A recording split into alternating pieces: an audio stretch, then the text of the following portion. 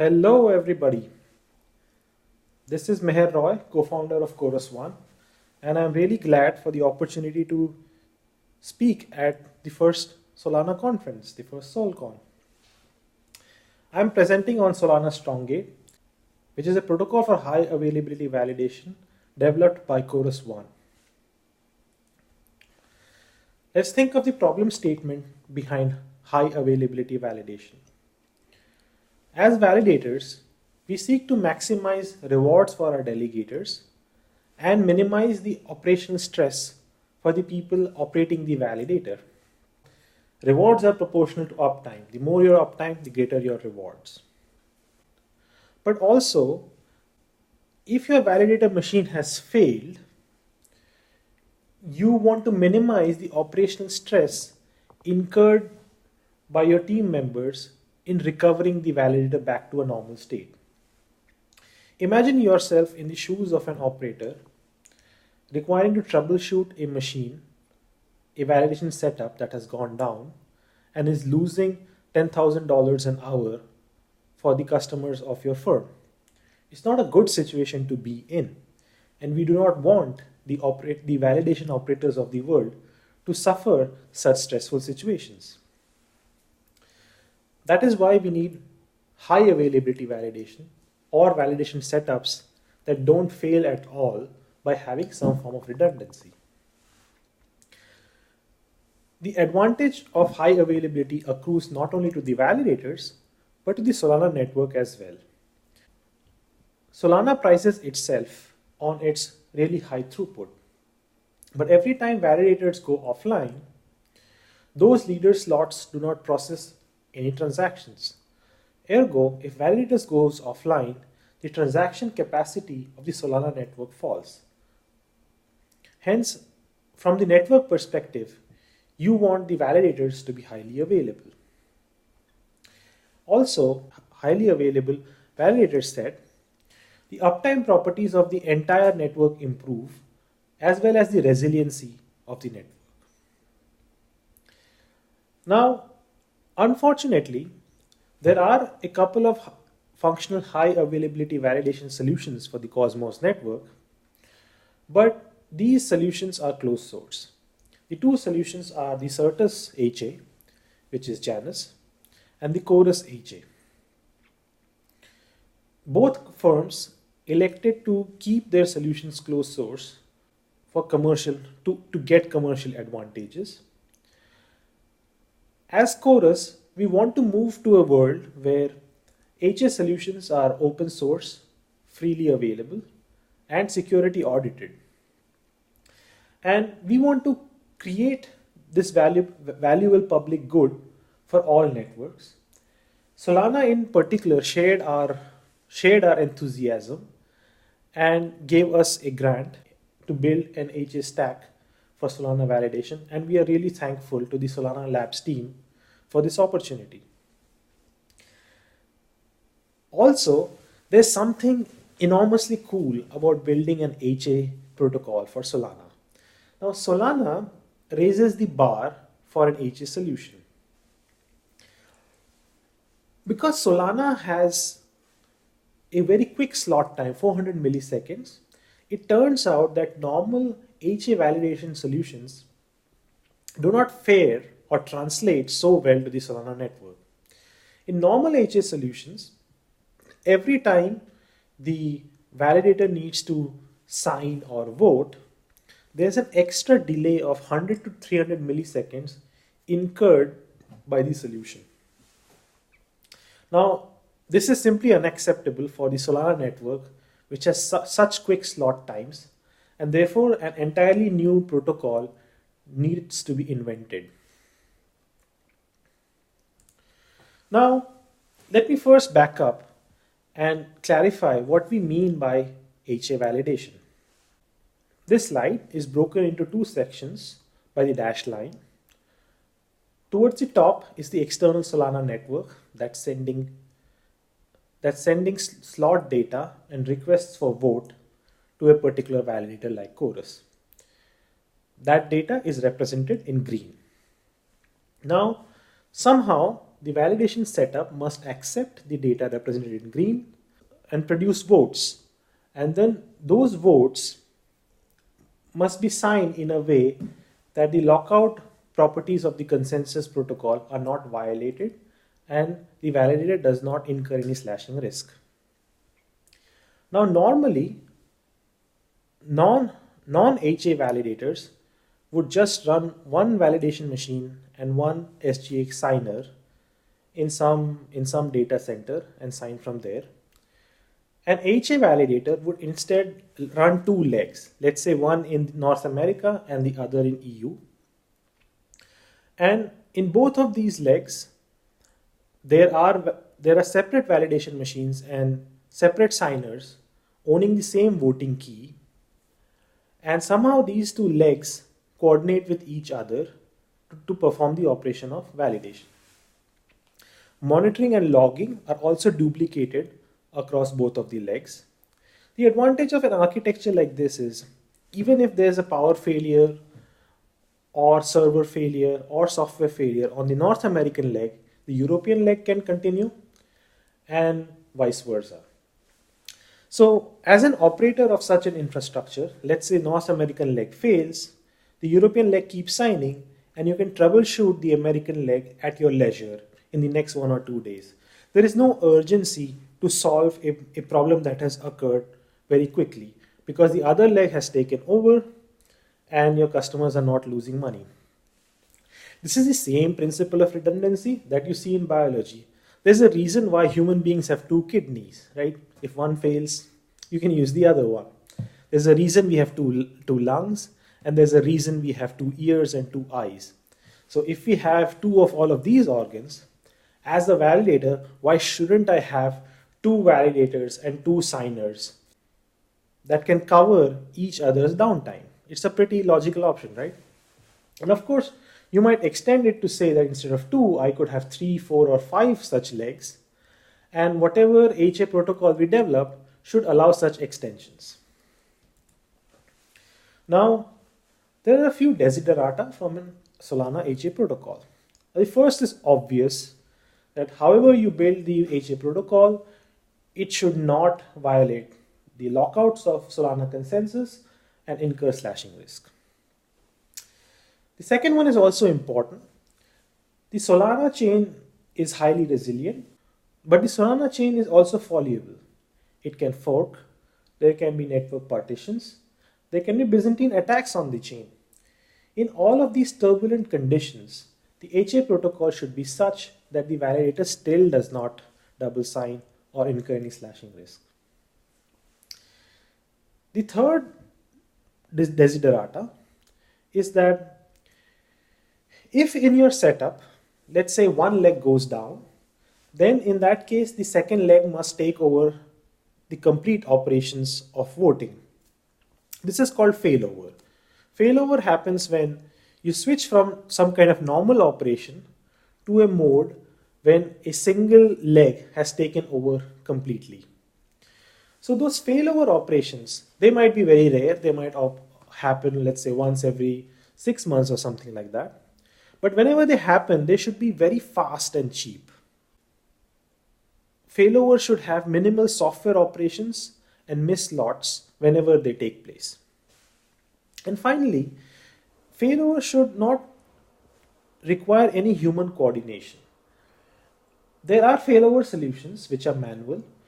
In that case, when one of the legs fails, some person must get up, drive down to the data center, verify a bunch of server configurations, and bring the other node back online. This is highly undesirable. That means some person needs to be near the data center 24/7. That person could be sick and such an event might happen. That person might be stressed, etc., etc. We want a system in which failover happens automatically. And then once a failover happens, the operator can troubleshoot the leg that failed at their leisure. So when you start to think of an HA protocol, the basic software component that you need from an HA protocol is what I call a source of common knowledge. So let me explain that. So imagine there are two legs, leg 1 and leg 2. You can personify these legs as being Meher and Dominique. Meher is leg 1, Dominique is leg 2. And Meher and Dominique must work together to act as a single validator and not violate any of the consensus rules. So of course, you'll realize that, oh, Meher and Dominique need to talk to each other in some way. They need to be able to send information to each other. So what kind of information? Well, at some point in the protocol, Meher might need to say to Dominique, hey, I'll handle slot 100,000. Don't vote on slot 100,000. And Dominique might reply affirmatively, okay. And then Meher signs slot 100 and the protocol goes on. So that's basic communication and acknowledgement. Of course, you need that between your legs. But that's not enough.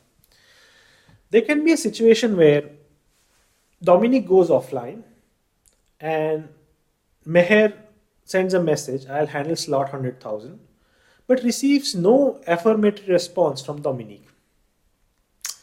But even in this case, Meher should have a mechanism to move forward and actually vote on slot 100,000, even when Dominique is offline, right? So you need a slightly stronger coordination mechanism that can handle one of the sites being offline. But that's not enough. This coordination mechanism should also extend to the cases where Dominique was offline and then as a phoenix 5 seconds later suddenly came back online because it recovered in some way. So even in that case, Meher should be able to sign block 100,000 by following some kind of protocol with Dominique.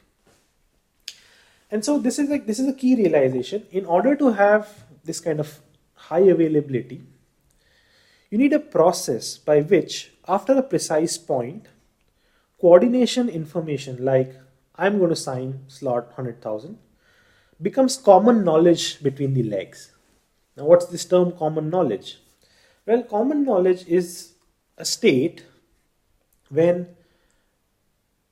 Meher, I, know that Dominique knows that I will sign slot 100,000.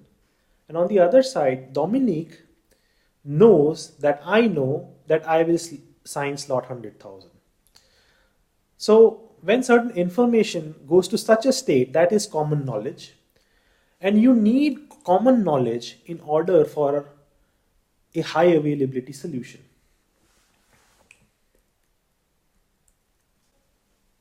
In the Cosmos network, you have Sikka, and Sunny Agarwal is the co-founder of Sikka. And Sunny came to us with a very interesting idea in the month of June. His idea was that the coordination of the legs requires common knowledge, but we have a machine that is great at generating such common knowledge. That machine is the blockchain, right? A blockchain gives you a way to communicate, coordinate, and generate common knowledge.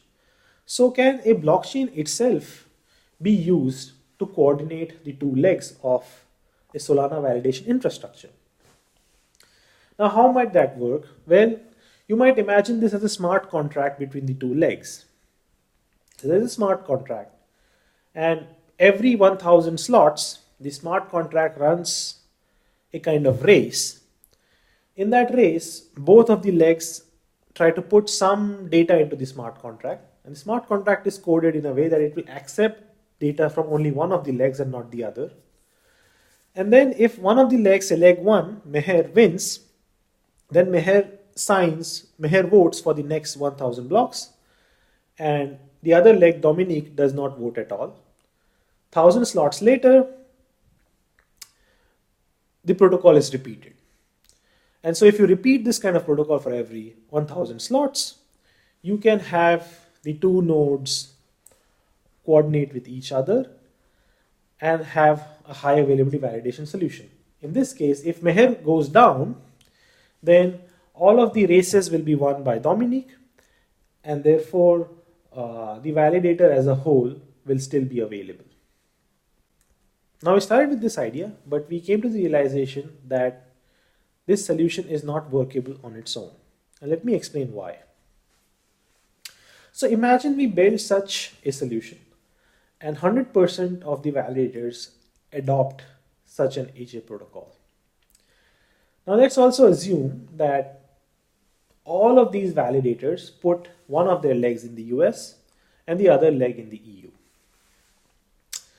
So in this case, here's what could go wrong. Imagine you have the blockchain working normally at slot X and X plus 1. But between X plus 1 and X plus 2, some of the transatlantic cables get cut and there's a network partition such that messages from North America aren't able to go on the European side and messages in the European side aren't able to go over to North America. What would happen? Well, the Solana network would fork. There would be one fork on the European side and one fork on the American side. Imagine yourself as one leg of a validator and you are located on the European side. You're only able to see the European fork and not the US fork. In fact, you're not aware of the US fork. In this case, on the European side, you will win the race in the smart contract and you will start to sign on the European side. Now let's say your twin, your counter leg on the US side. For your counter leg, the opposite situation will happen. It can only observe the American fork and it will win the race in the American fork and therefore it will start to sign on the American side. So you're voting on the European side and your counter leg, your counterpart is voting on the American side. Now if both the legs are voting, then of course they are slashable double votes. And when the two sides of the Solana network merge together in the future, all your stake is going to be destroyed. And let's say all of the validators run such an HA solution, then it could also be that there exists 66% majority on both sides, and when the partition recovers, you can't actually differentiate which is the true canonical Solana chain. An exchange like Coinbase will think the American Solana chain is canonical. An exchange like Bitstamp will think the European Solana side is canonical, and that would be a mess. So due to this might be a theoretical scenario, but it illustrates why the chain itself cannot serve as the source of common knowledge in all times. Now, of course, if the chain can't serve as a source of common knowledge for all times, you need a different source. How do you put a different source? Well, you have a failover coordinating DB. This can be a multi-master, highly available, strongly consistent database. And its role is to generate common knowledge when needed. But somehow, in putting this database here, we are back to the earlier closed source solutions of Certus and Chorus. What happens in these solutions is that because you need to write to the database for every vote, this database introduces latency in the loop, and that will not work for Solana. And so we need to design something additional, something different. So here's the key question, right? The key question is, how does one remove the need to write to the failover coordinating database in normal operation and minimize the writes during a failover operation? So that's the question we wrestled with for the best part of this year. So here's our approach to solving the problem. We actually split the failover operation into two parts. So one part is the detection of potential failure. Detection means one leg somehow suspecting that with high probability the other leg is down. That's one part. The second part is resolution of potential failure. When one leg suspects the other leg of being down, how do the two legs coordinate and generate common knowledge about which leg is going to handle this failover scenario? So when you separate this problem into two parts, you can solve each of the two parts via different solutions. We solve the detection piece by a very unique method. And that unique method is to somehow have both of the legs observe the Solana chain and be able to infer if the other leg is down. So again, if Meher and Dominique are the legs, Meher and Dominique are observing the Solana chain, and in some scenarios, Dominique can observe the Solana chain and infer with high probability that Meher has gone down, and vice versa. The second part is, when Dominique judges that Meher has gone down, then Dominique and Meher should have a way of generating common knowledge. So that we use a highly available, strongly consistent database to resolve that potential failover scenario. The combination of these two things is StrongGate. So detection of potential failure. How does this exactly work? For this, we are indebted to Leslie Lamport's papers, and we combed through his literature, and in his literature, one principle stood out. That principle is that in a distributed setting, if all of the machines have synchronized clocks, the absence of timely communication from a machine can be leveraged to infer the state of that machine. So imagine that you are one machine and Dominique is a different machine. Let's say you are expecting Dominique to have generated a message by time t and the network delay is delta. In that case, you should ordinarily receive a message at time t plus delta. Now, if you don't receive such a message from Dominique, that actually tells you something about the state of Dominique, that Dominique may be down. That's the basic protocol we developed. In this protocol, you have the two legs of the validator. They are a distributed system. They have synchronized clocks because both have proof of history. So if in a distributed setting you have synchronized clocks, then the absence of communication at a certain time point from one node to the other, one leg to the other, could be used to infer potential failure in one of the legs.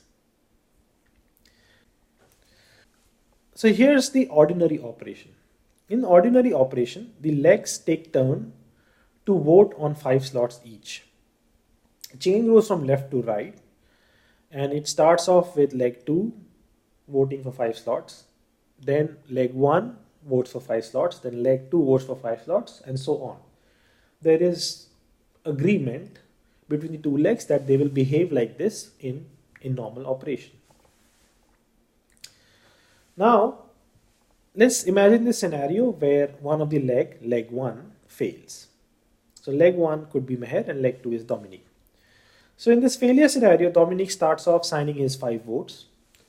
Then Meher signs 2 votes, and then Meher fails. Meher may not fail indefinitely. Meher could recover, but Meher fails for now and does not sign the 3 votes. Those are indicated as the red circles. Now, if Meher has failed to sign the 3 penultimate red slots, next is Dominique's turn to vote 5 slots on the other side. Now, because Dominique can observe on the chain that Meher missed the 3 slots, that can be used as a trigger, as a signal by Dominique to suspect with high probability that Meher is down. Now, if Dominique suspects with high probability that Meher is down, then we can have a protocol on Dominique's side to reach out to the database and coordinate for this special case. Not only must Dominique reach out to the database, but because of Solana's lockout rules, Dominique cannot sign 5 of his slots. On the other side, when Dominique doesn't sign 5 slots, and now it's Meher's turn to sign. Now if Meher is actually down, Meher does not know that it's its turn to sign and won't sign. But let's say magically Meher comes back online. In this case, Meher would see that Dominique hasn't signed 5 slots, So Meher will think Dominique is down. So Meher will also reach to the database to coordinate. So you see both of the legs have reached to the database to coordinate, and somehow the database can resolve this deadlock. And the way the database resolves the deadlock is it gives exclusive signing rights to either Dominique or Meher by having a race similar to that smart contract race indicated earlier. So that's kind of the failovers case in which legs detect each other's failure. And now, how does the strongly consistent database assign signing rights? Well, we are using the strongly consistent database as a distributed lock. It is a locking mechanism that assigns exclusive voting rights to one of the legs. It can assign them only to one leg and not the other. And you can think of it as a race where both the legs are trying to put some entry into the database, and the database is programmed to accept only one of the entries. Whichever leg puts the entry in will get exclusive signing rights for the next, let's say, 10,000 slots or a large number of slots, and therefore failover will have happened and the validator as a whole will still be available. So I hope that explains the concept behind StrongGate. Now here are some properties of this HA protocol. In this protocol, failovers happen worst case in 32 missed slots and with just one database write. In a better case, failovers happen in 8 slots. So the system will miss between 8 and 32 slots in any scenario where one of the two legs goes down. And as you can see, this is very admissible. Now, such scenarios where a leg goes down might happen only once every 6 months. But the interesting property of this protocol is that for the rest of that time, in those 6 months, there are no database writes needed. And so because there are no database writes needed, there is no latency burden in normal operation. So which means for the lion's share or the majority of the time, the database is just sitting there idle. And because the database is idle, this is a performant enough solution for the Solana network in terms of latency. Now, in addition, I haven't gone into this, but there's a method in which once one of the nodes has taken over the role of voting exclusively, there's a separate protocol that the operators of the system can use to go back to the original situation of the two legs signing alternatively 5 slots. So with that additional component, the protocol actually becomes complete and good enough as a commercial solution. We are currently working on the software engineering for this open source solution, and we aim for an initial public release for Todesol Phase 2. In Todesol Phase 2, we hope other validators will choose to experiment using a setup based on Solana StrongGate. Now, if you are a validation firm or a computer science engineer interested in these topics, you can reach out to David Pariente in order to have a conversation. David is the inventor of this StrongGate failover protocol, and he will be happy to supply more details. I hope you enjoyed the presentation. That was Meher Roy presenting on Solana StrongGate on behalf of Chorus One, a forthcoming Solana validator.